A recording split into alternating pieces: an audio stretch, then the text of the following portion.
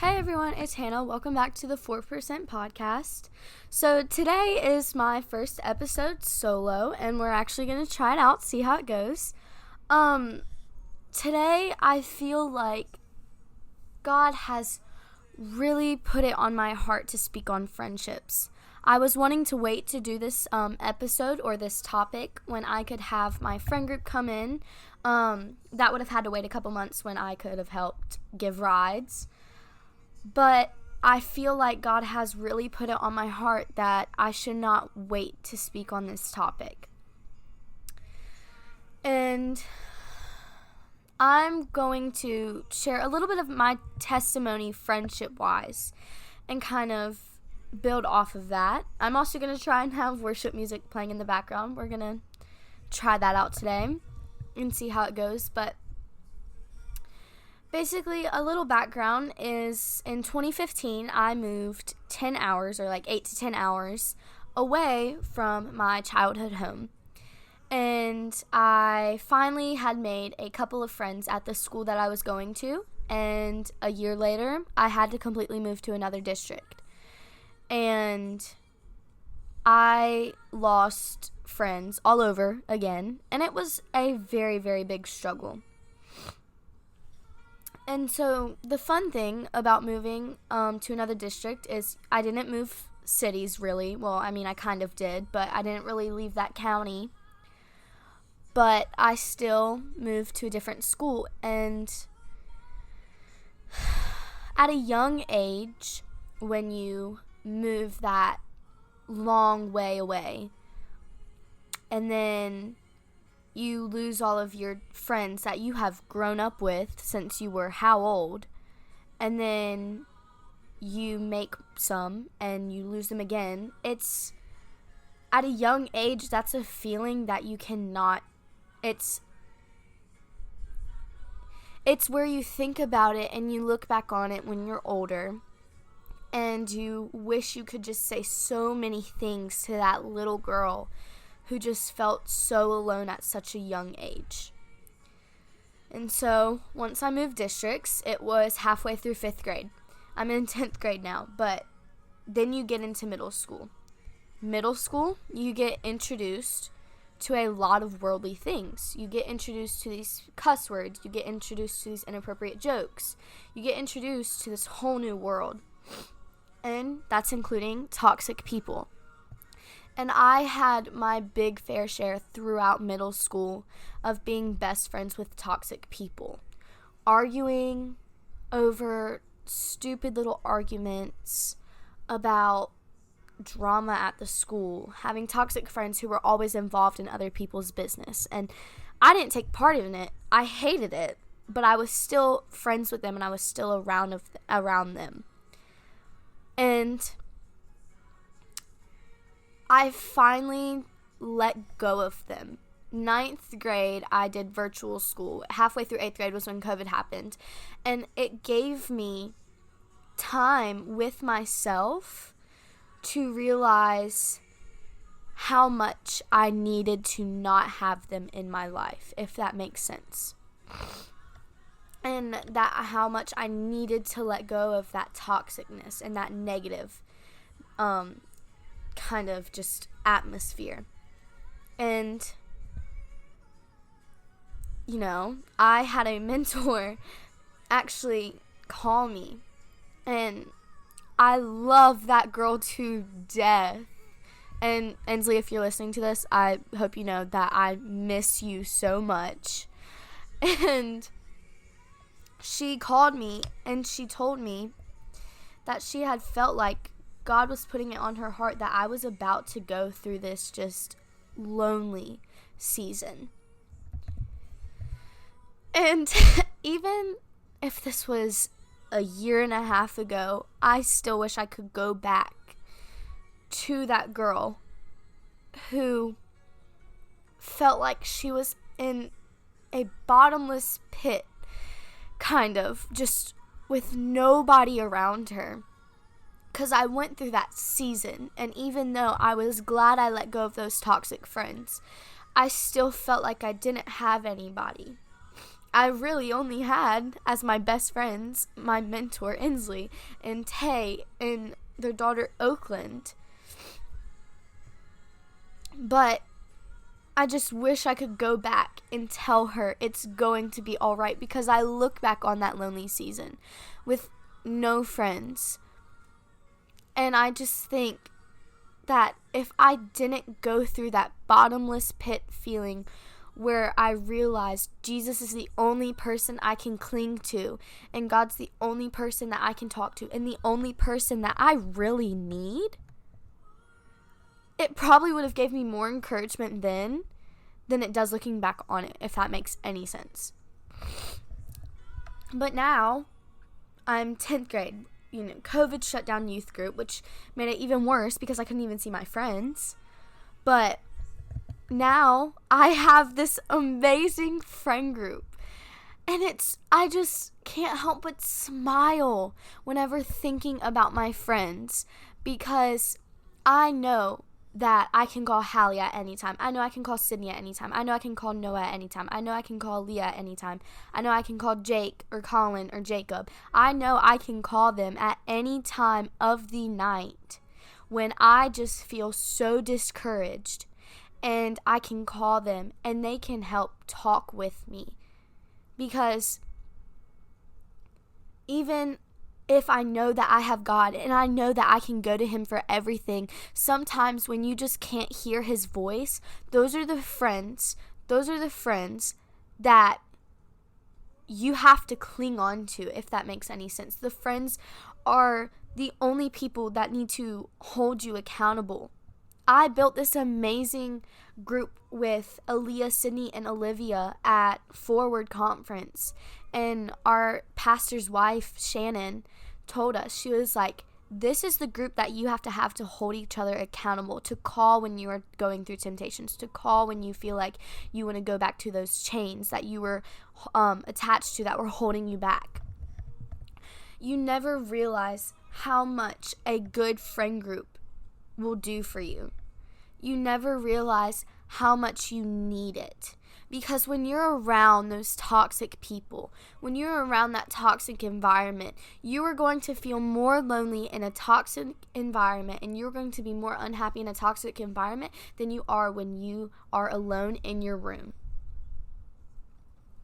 And you are going to feel so discouraged when you're around those negative people.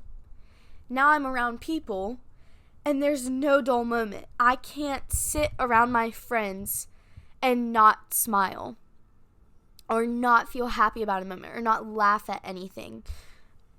And it's the greatest feeling in the world.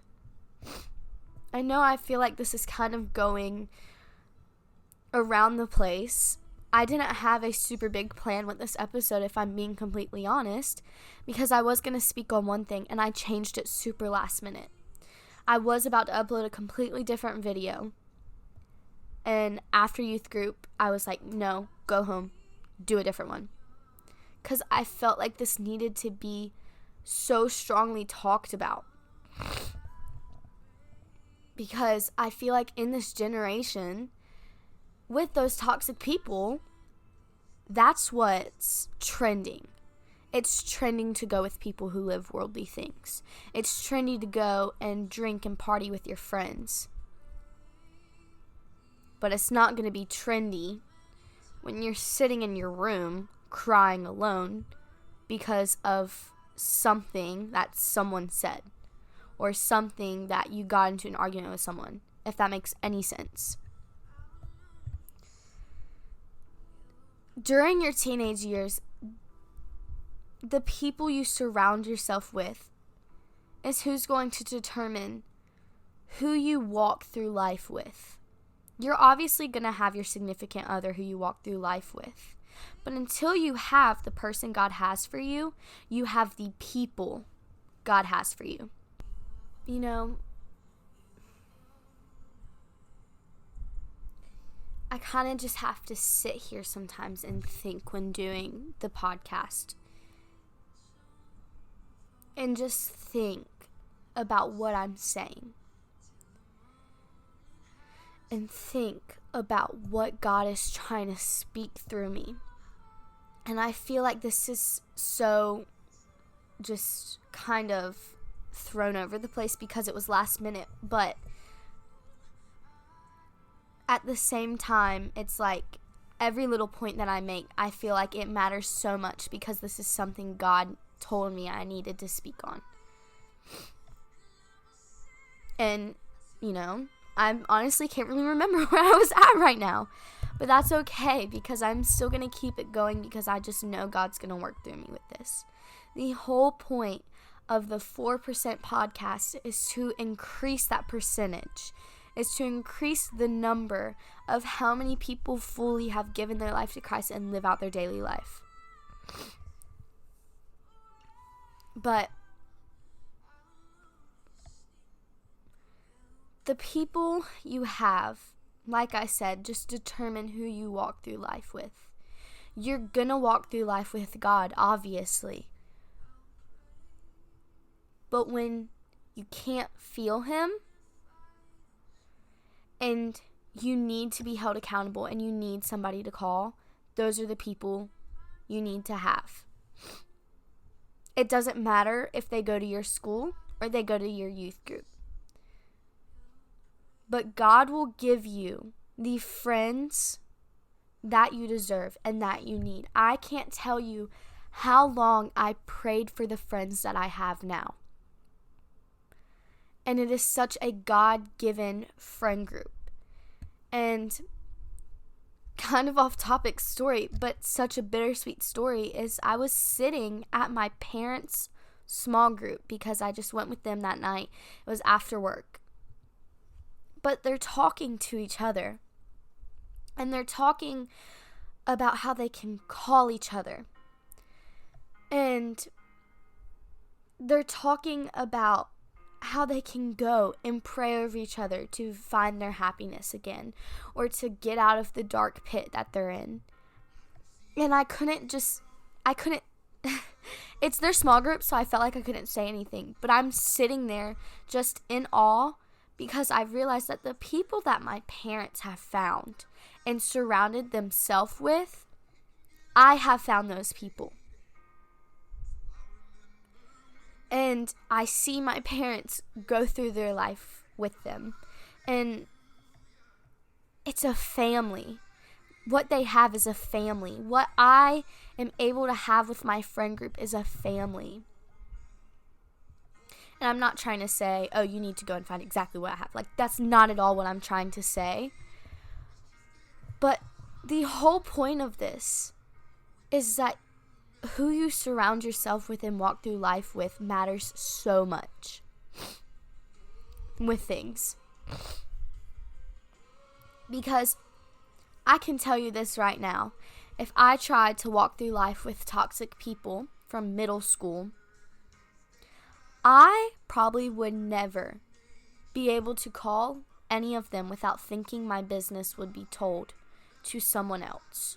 Or I don't think I would be as happy as I am because they were always so involved in drama, telling me about it to where I was just, bleh. But I know even if I tell one person in my friend group now something, I know that they won't go tell somebody else in the friend group, even if we're all a big family. It's the whole point of our friend group. We're a family. We're there to call each other when we need it. We're there to hold each other accountable. That's our family. Like, I'm just sitting here trying to think of the words to say with it because it's kind of like you can't explain the feeling that you get around it or around them. It's just, you're happier because God is centered at the friend group. God is centered at the friend group. And you can have a friend group who calls themselves Christians, but if they go out and live through worldly things and try and get you to do worldly things, that's not Christ-centered. Because I'm telling you now, a Christ-centered friend group will not involve things that aren't of Christ. So this episode's shorter than another one that I've had, but and I'm sorry if it does seem out of order with a lot of things I said. But to whoever's listening, if you are dealing with those toxic people, if you are in that toxic friend group and you find yourself crying in the middle of the night because of them, I know that it's going to hurt at thinking even that you are going to lose your friend, because you'd rather stay in a friend group and have friends, quote unquote friends, than go and sit on a Friday night watching everybody's story somewhere and you're just sitting there alone. But I promise you now, you make that sacrifice, you'll only be sitting alone for a short period of time. And even if you are sitting alone, if you feel alone physically, I promise you, you are not alone spiritually. Because Jesus is sitting there right with you. Jesus is sitting with you every step that you go. So please, to whoever's listening to this, if you are dealing with those toxic friends and you are scared of the outcome of losing them, I can promise you that the outcome is going to be way better losing them than it will be keeping them. I promise you. Just have faith in God's plan. Wait on His plan. Trust on His plan. That is a completely different episode that I have planned, because it is something I get reminded every single day. But wait and trust on His plan, even dealing with friend groups. Because I promise you, He will bring you that family.